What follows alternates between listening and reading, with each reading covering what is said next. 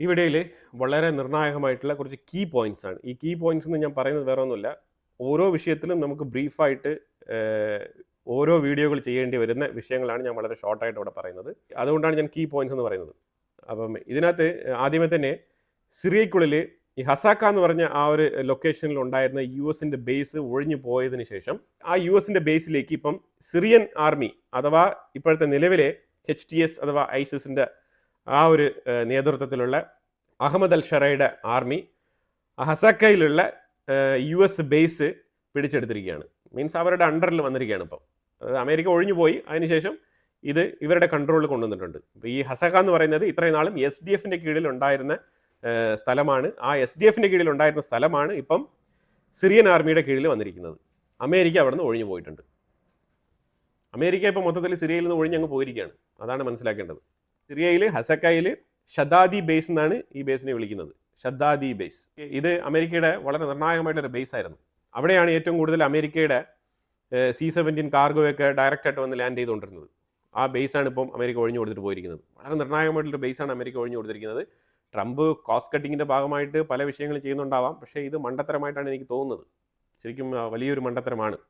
അതായത് ബൈഡൻ അഫ്ഗാനിസ്ഥാനിൽ ചെയ്തതുപോലെ ഒരു മണ്ടത്തരമാണ് ഈ ഹസക്കയിലുള്ള ഷദ്ദാദി ബേസ് അമേരിക്ക ഒഴിഞ്ഞു കൊടുക്കുന്നത്. ഇനിയൊരു സുപ്രഭാതത്തിൽ ഈ ബേസ് തിരികെ വേണമെന്ന് പറഞ്ഞുകൊണ്ട് അമേരിക്ക കരഞ്ഞുകൊണ്ട് നടക്കുന്നത് വൈകാതെ കാണേണ്ടി വരും. UK-യിലുള്ള ഒരു ഫേം ഖത്തറിന് വേണ്ടിയിട്ട് ലോബിയിങ് ചെയ്തതായിട്ടുള്ളൊരു വാർത്ത വരുന്നുണ്ട്. ആ ലോബിയിങ് ചെയ്യാൻ വേണ്ടിയിട്ട് അവർ യൂസ് ചെയ്ത വഴി എപ്സ്റ്റീൻ ഫയൽ ആയിരുന്നു എന്നാണ് റിപ്പോർട്ട് പറയുന്നത്. 800 പ്രാവശ്യം ഖത്തറിന് വേണ്ടിയിട്ട് UK-യിലുള്ള ഈ ഫേം എപ്സ്റ്റീനുമായിട്ട് ഡീല് ചെയ്തതായിട്ട് വാർത്തകൾ വരുന്നത്. 800 പ്രാവശ്യം. ഈ ഖത്തറുമായിട്ട് ബന്ധപ്പെട്ട ഈ ലോബിയിങ് നടത്തിയ വിഷയത്തിൽ ഒരു വലിയ വീഡിയോ തന്നെ ചെയ്യേണ്ടി വരും. കാരണം അത്രമാത്രം ഡീറ്റെയിൽസ് അതിനകത്തുണ്ട്. ഇത് പ്രാഥമികമായിട്ട് നിങ്ങൾ മനസ്സിലാക്കാൻ വേണ്ടിയിട്ട് ക്വിക്കായിട്ട് ഞാൻ ഈ വിഷയം പറഞ്ഞു പോകുന്നതാണ്. ഖത്തറിന് വേണ്ടിയിട്ട് പല കാര്യങ്ങളും അപ്രൂവൽ കിട്ടാൻ വേണ്ടിയിട്ടാണ് ഈ UK-യിലുള്ള ഈ ഫേം പ്രവർത്തിച്ചിരിക്കുന്നത്. എപ്സ്റ്റീൻ ത്രൂ അമേരിക്കൻ ഗവൺമെൻറ്റിനെ സ്വാധീനിച്ചിട്ടുണ്ട് എന്നുള്ളതാണ് ഈ ഫയലിൽ പറയുന്നത്. ഏതൊക്കെ മേഖലകളിലാണ് സ്വാധീനം ചെലുത്തിയിരിക്കുന്നത് എന്നുള്ളതിനെക്കുറിച്ച് വലിയൊരു റിപ്പോർട്ട് തന്നെയുണ്ട്. ഖത്തറിൻ്റെ ഉള്ളിലും UK-യുടെ ഉള്ളിലും അമേരിക്കയുടെ ഉള്ളിലും ഗവൺമെൻറ് റിലേറ്റഡ് ആയിട്ടുള്ള പല വിഷയങ്ങൾക്കും ഡിപ്ലോമാറ്റിക് ഡിസിഷൻ എടുക്കേണ്ട പല സാഹചര്യങ്ങൾക്കും ഖത്തറിനൊരു ഫേവർ കിട്ടാൻ എപ്സ്റ്റീൻ കാരണമായി തീർന്നിട്ടുണ്ട് എന്നുള്ളതാണ് ഇതിൽ നിന്ന് നമുക്ക് മനസ്സിലാക്കാൻ പറ്റുന്നത്.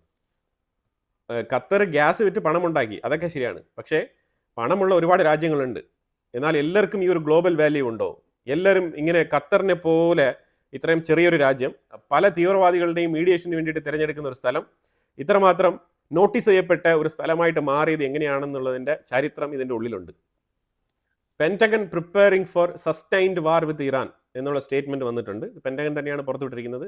ഇതുമായിട്ട് ബന്ധപ്പെട്ട വീഡിയോ ഞാൻ ഇൻസൈറ്റ്സ് മലയാളം എന്ന് പറഞ്ഞ മെയിൻ ചാനലിൽ ഓൾറെഡി പബ്ലിഷ് ചെയ്തിട്ടുണ്ട്. മാർക്കോ റൂബിയോ യൂറോപ്പിനൊരു ഉപദേശം: നിങ്ങൾ അമേരിക്കയോടൊപ്പം ചേർന്ന് വെസ്റ്റേൺ സിവിലൈസേഷനെ പ്രൊട്ടക്റ്റ് ചെയ്യാൻ വേണ്ടിയിട്ടുള്ള കാര്യങ്ങളിലേക്ക് നീങ്ങുക. അതായിരിക്കും നിങ്ങൾക്ക് നല്ലത്. നിങ്ങൾ ഇതേപോലെ ഇമിഗ്രൻറ്റുകൾക്ക് പുതുജീവൻ കൊടുക്കാം, അവർക്കൊരു ജീവിതം കൊടുത്തു കളയാമെന്ന് പറഞ്ഞിട്ട് നിങ്ങളുടെ സ്വന്തം സിവിലൈസേഷൻ കൾച്ചർ ഇതൊക്കെ നഷ്ടപ്പെടുത്തിക്കൊണ്ട് ദുരന്തത്തിലേക്ക് എടുത്ത് ചാടരുത് എന്നുള്ളൊരു ഉപദേശം കൊടുത്തിട്ടാണ് പോയിരിക്കുന്നത്. മ്യൂണിക് കോൺഫറൻസ് അറ്റൻഡ് ചെയ്തപ്പോഴാണ് മാർക്കോ റൂബിയോ ഈ സ്റ്റേറ്റ്മെൻറ്റ് പറഞ്ഞു വെച്ചത്.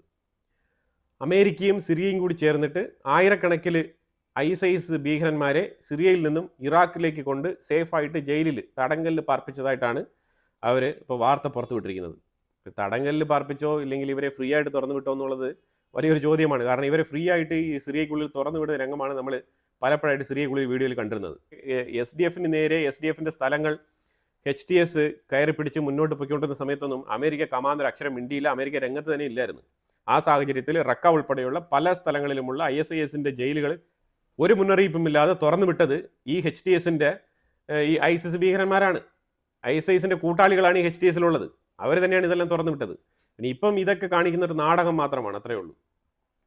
നോർത്തേൺ ഇസ്രായേലിൻ്റെ ഭാഗത്ത് താമസിക്കുന്ന ഈ ഇസ്രായേലികൾ സദൻ ലെബനാൻ്റെ ഭാഗത്തേക്ക് കടന്നു ചെന്ന് അവിടെ മരം നട്ടിരിക്കുകയാണെന്ന്. ഈ മരം നട്ടിരിക്കുന്നത് എന്തുകൊണ്ടാണെന്ന് പറഞ്ഞാൽ പ്രൊട്ടക്ഷന് വേണ്ടിയിട്ടാണ്.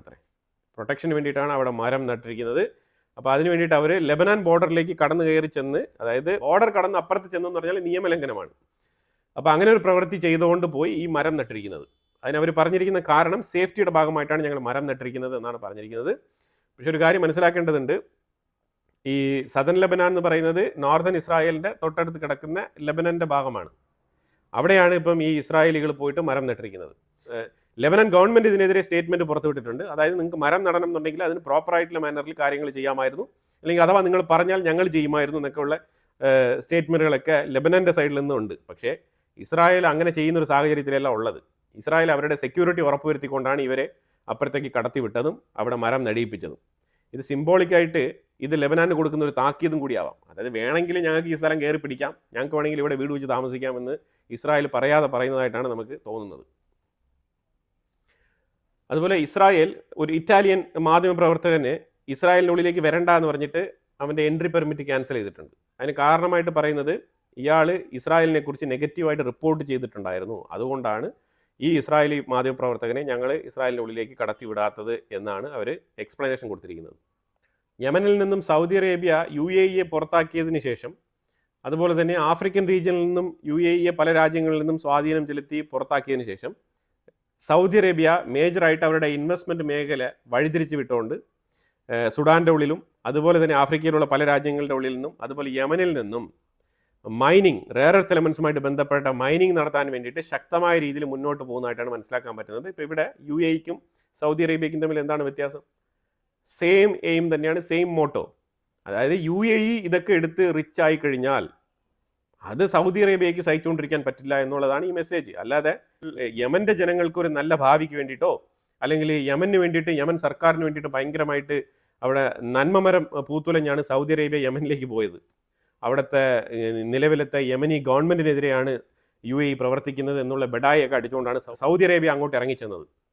സൗദി അറേബ്യ ഇൻഡയറക്റ്റ് ആയിട്ട് ഹൂത്തികൾക്ക് പണം കൊടുത്ത് സെറ്റിൽ ചെയ്തതായിട്ട് ഒരു വാർത്തയുമുണ്ട്. അതായത് ഹൂത്തികളെ കൂടുതൽ നിങ്ങൾ ഉപദ്രവിക്കാൻ നിൽക്കേണ്ട, നിങ്ങൾക്ക് ഞങ്ങളൊരു എമൗണ്ട് തന്ന് സെറ്റിൽ ചെയ്യാം എന്ന് പറഞ്ഞ് സെറ്റിലാക്കിയിട്ടാണ് UAEയുമായിട്ട് അവിടെ ഒരു റൈവലറിക്ക് പോയത് സൗദി അറേബ്യ എന്നുള്ളൊരു സ്റ്റേറ്റ്മെൻറ്റും കൂടിയുണ്ട്. അപ്പോൾ ഇങ്ങനെ പലതരത്തിലുള്ള ഉടായ്പകൾ കാണിച്ച് റെയർ എർത്ത് എലമെൻറ്റ്സ് അത് തോണ്ടിയെടുക്കാനും അതേപോലെ ആഫ്രിക്കൻ സൈഡിൽ നിന്നും സ്വർണ്ണക്കോള നടത്താനും വേണ്ടിയിട്ട് സൗദി അറേബ്യ ഇറങ്ങിത്തിരിച്ചിട്ടുണ്ട്. ഇപ്പോൾ വാഷിങ്ടണിൽ നിന്നും ഗാസയുമായിട്ട് ബന്ധപ്പെട്ട വലിയൊരു മാസ്റ്റർ പ്ലാൻ തയ്യാറാകുന്നുണ്ട് വൈകാതെ തന്നെ. അതായത് ഫെബ്രുവരി 19-20 ദിവസങ്ങൾക്കുള്ളിൽ ഈ ഗാസയിൽ വരാനിരിക്കുന്ന കൺസ്ട്രക്ഷൻ മെത്തേഡിനെ കുറിച്ചും റിയൽ എസ്റ്റേറ്റ് ബ്ലൂ പ്രിന്റിനെ കുറിച്ചുള്ള ഒരു വ്യക്തമായ രൂപരേഖ ട്രംപ് പുറത്തിറക്കും എന്നാണ് പറഞ്ഞിരിക്കുന്നത്. പീസ് അക്കോർഡിലൂടെ ആയിരിക്കും ഇത് പുറത്തുവിടുന്നത്. പീസ് അക്കോർഡ് എന്ന് പറഞ്ഞ ആ ഒരു സംഘടന ത്രൂ ആയിരിക്കും ഈ പ്രസ്താവന പുറത്തുവിടാൻ പോകുന്നത്. അമേരിക്ക ഇന്നലെ കരീബിയൻ ഏരിയയിൽ നിന്നും ഒരു ഇറാനിയൻ ഷിപ്പിനെ ഫോളോ ചെയ്തുകൊണ്ട് വന്ന്, വെറോണിക്ക 3 എന്ന് പറഞ്ഞ ഇറാനിയൻ ഷിപ്പിനെ ഫോളോ ചെയ്തുകൊണ്ട് വന്ന് ഇന്ത്യൻ ഓഷൻ വരെ അവരെ തുരത്തിക്കൊണ്ട് വന്ന് അത് സീസ് ചെയ്തെടുത്തിരിക്കുകയാണ്. അതിൻ്റെ ഫുട്ടേജാണ് ഞാനിവിടെ വെച്ചിരിക്കുന്നത്.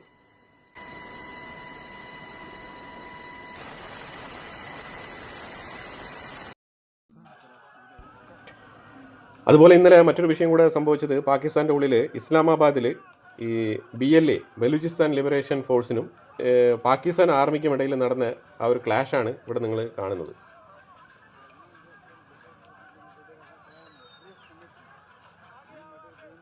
വളരെ നിർണായകമായിട്ടുള്ള കുറച്ച് ഇമ്പോർട്ടൻ്റ് ആയിട്ടുള്ള വാർത്തകൾ മാത്രമാണ് ഞാൻ ഇതിനകത്ത് ഉൾപ്പെടുത്തിയിരിക്കുന്നത്. ഇതിനെക്കുറിച്ചുള്ള അഭിപ്രായങ്ങൾ കമൻറ്റ് ബോക്സിൽ രേഖപ്പെടുത്തുക. കൂടുതൽ വാർത്തകളുമായിട്ട് അടുത്ത വീഡിയോയിൽ വരാം. Thank you so much.